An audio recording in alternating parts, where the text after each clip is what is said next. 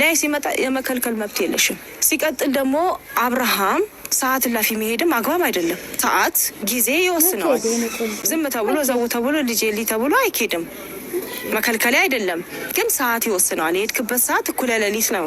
አብርሃም ስነ ስርዓት ከሱ ተማር፣ መደማመጥ ከሱ ተማር። አብርሃምም ዴቪ ይመክርሃል። መልሰ የፈሰሰው ነው የምታደርገው። በራስ ብቻ የሆነ ዲክታተርነት አይሰማክ። በቃ ዲክታተር አትሁን። እንደሱን እስቲ ትንሽ እንደሱን ብልህ ላትሆን ትችላለህ። ያልተፈጠረልህ ነገር መሆን አትችልም።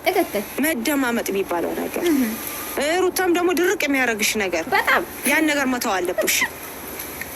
በቃ ያለፈን ነገር ተውት።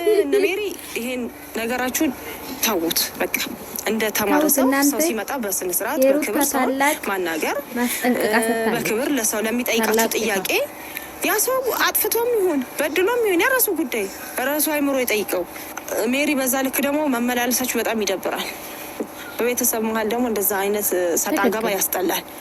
እንደሰማችሁ የሩታ ታላቅን እንግዲህ ትልቅ መልእክት አስተላልፋለች። ሩታ አስጠንቅቃለች።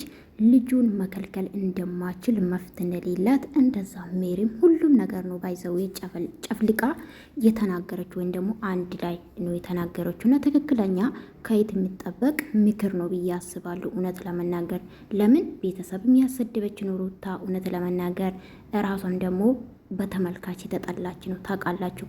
ከዚህ ማለት የምትሰራው ስራ እሷ የሚያስጠላ ወይም ደግሞ ሰው እንዲጠላ የሚያደርግ ስራ ነው እየሰራች ያለችውና ተመልካች አብዛኛ በጣም ተናዶባታል፣ ተከፍቶባታል። እና አንዳንድ ውሸትን እውነት ነው ብሎ የሚቀበሉ ብቻ ናቸውና ትክክለኛ ምክር ነው የመከረች ከየት የሚጠበቅ ነው ብዬ ነው ማስበው እውነት ለመናገር እና በዚህ አጋጣሚ ታችን እናመሰግናለን። የምትመለስ ከሆነ ማለት ነው።